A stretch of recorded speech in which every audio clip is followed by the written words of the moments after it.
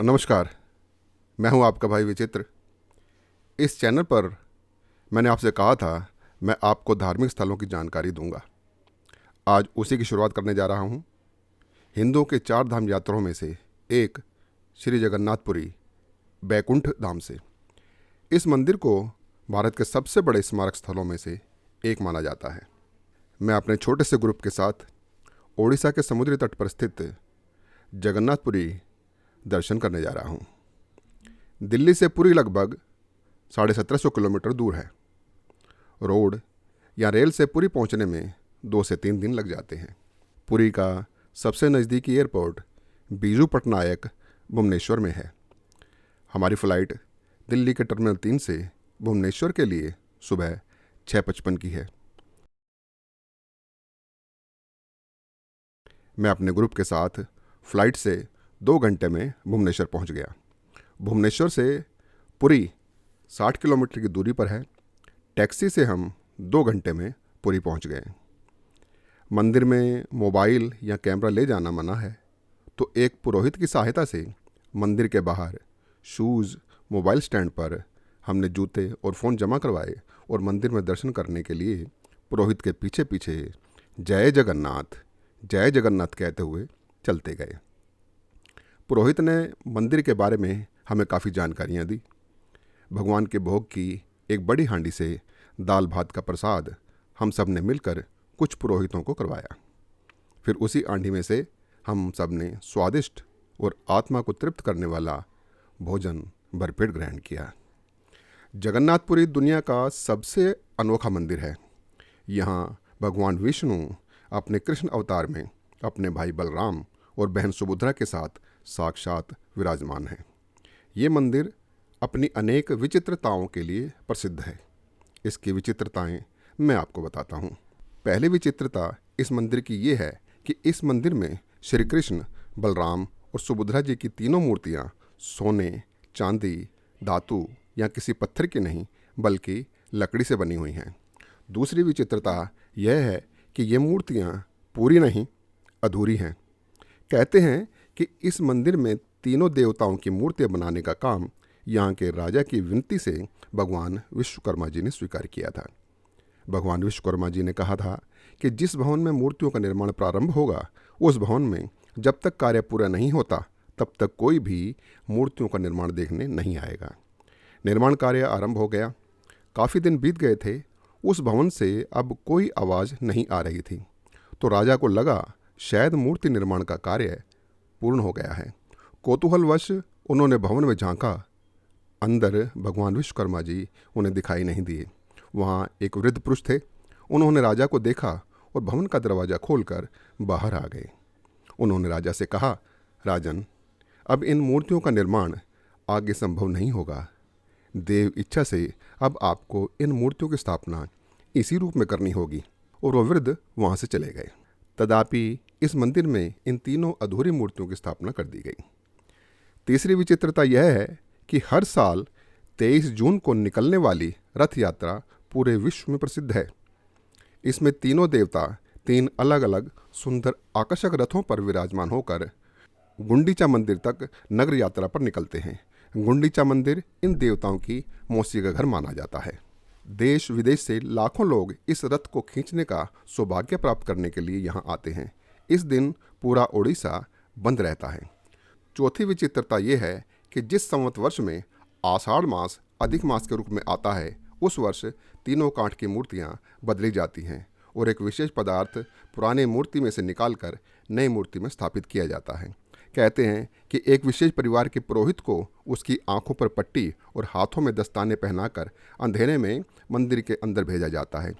उस पुरोहित द्वारा वो एक धड़कने वाला, फुदकने वाला पदार्थ संभवतः भगवान कृष्ण का दिल पुरानी कृष्ण की मूर्ति से निकालकर नई कृष्ण मूर्ति में रखा जाता है। पांचवी विचित्रता यह है कि मंदिर के शिखर पर लहराता ध्वज रोजाना शाम 4 बजे विशेष परिवार के पुरोहितों द्वारा बदला जाता है। शिखर पर चढ़ने के लिए किसी सीढ़ी का इस्तेमाल नहीं किया जाता। मंदिर के बाहर की दीवार का सहारा लेते हुए नए ध्वजों के साथ अपना मुंह मंदिर की दीवार की ओर करके सीधा ऊपर चढ़ते जाते हैं। मंदिर के शिखर पर भगवान विष्णु के सुदर्शन चक्र का प्रतीक एक चक्र लगा है। उसी चक्र से पुरोहित पुराना ध्वज उतारते हैं, नया चढ़ाते हैं। मुख्य ध्वजा के साथ कुछ और ध्वजाएं भी उतारी और चढ़ाई जाती हैं। सभी पुरानी ध्वजाओं को लेकर पुरोहित अपनी पीठ मंदिर की दीवार की ओर करके उल्टा उतरते हुए नीचे आ जाते हैं। ये पवित्र पुरानी ध्वजाएं आप इस परिवार से प्राप्त कर अपने घर में लाकर सजा सकते हैं। छठी विचित्रता यह है कि इस मंदिर के 3 दरवाजे हैं। कहते हैं तीनों दरवाजों पर बजरंग बली जी का पहरा है, इसलिए मंदिर में प्रवेश करते ही समुद्र की लहरों की आवाज़ आनी बंद हो जाती है और जैसे ही आप अपना कदम बाहर रखते हैं तो लहरों की आवाज़ आनी शुरू हो जाती है। 7वीं विचित्रता यह है कि मंदिर के बाहर बाईं ओर एक बहुत बड़ी रसोई है और इसमें 500 रसोई पुरोहित अपने 300 सहायकों के साथ पारंपरिक तरीके से भगवान के भोग के लिए 56 भोग तैयार करते हैं, जिसे प्रसाद कहते हैं। ये प्रसाद एकदम भारतीय पारंपरिक तरीके से मिट्टी की हांडियों में पकाया जाता है। इन हांडियों को एक विशेष क्रम में चूल्हे पर रखकर नीचे लकड़ी की आग से तैयार किया जाता है और ये प्रसाद मिट्टी की हांडियों में पारंपरिक तरीके से बनने के कारण अपनी पवित्रता और पौष्टिकता के साथ खराब नहीं होता। 8वीं विचित्रता ये है कि आपने ऊंची ऊंची इमारतों पर बैठे हुए पक्षी अवश्य देखे होंगे, परंतु इस मंदिर पर या इस मंदिर के परिसर में ना तो कभी किसी ने कोई पक्षी बैठा हुआ देखा है और ना ही इसके ऊपर से उड़ता हुआ।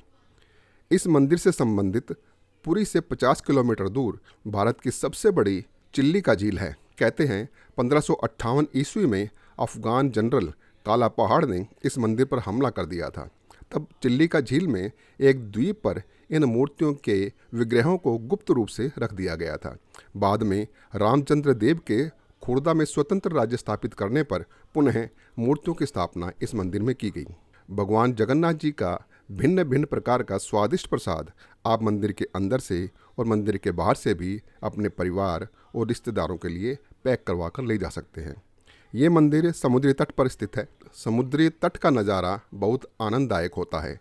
आप शाम के टाइम बीच पर अवश्य जाइएगा। आपको समुद्र में जाने से डर लगता है तो आप किनारे पर 20 रुपये देकर कुर्सियों पर बैठ सकते हैं या किनारे पर ही समुद्री रेत पर भी बैठ सकते हैं। सामने अथाह समुद्र के नज़ारे लीजिए। समुद्र से आती लहरें किनारों को छू कर जाती हैं, फिर वापसी में जाते जाते किनारों से कुछ बहाकर अपने साथ भी ले जाती हैं।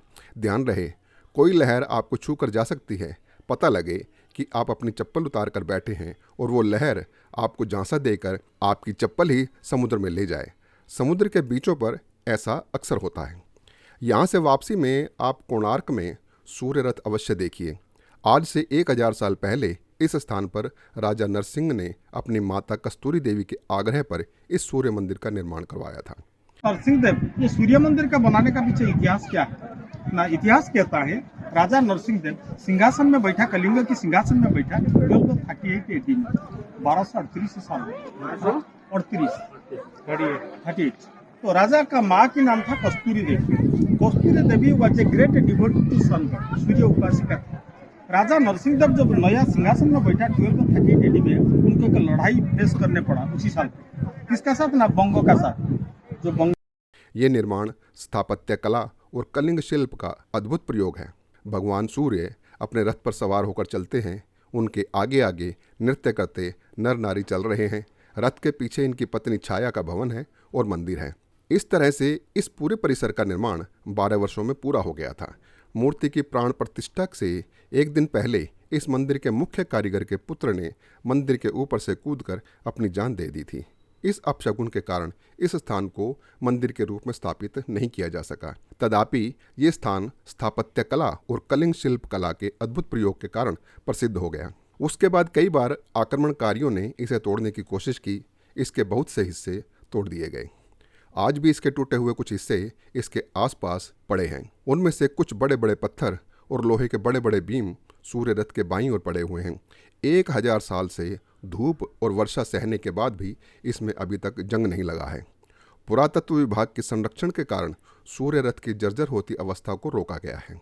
इसके बचे हुए हिस्सों को सहजने का कार्य चलता रहता है। सूर्य रथ का लगभग 80% हिस्सा बचा हुआ है।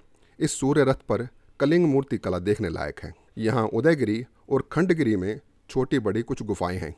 इन गुफाओं में कलिंग मूर्ति कला की मूर्तियाँ का बड़ा सुंदर निर्माण किया गया है। आप देख सकते हैं। आपके पास समय है तो यहाँ नंदन कानन वन है, जो भारत का सबसे बड़ा जू है। यहाँ जंगली जानवरों को उनके प्राकृतिक समावेश में रखा गया है, जिसे देखने के लिए लगभग 4 घंटे लग सकते हैं। भुवनेश्वर में ही भगवान शिव का लिंगराज मंदिर है, जिसका निर्माण 10वीं सदी में हुआ था।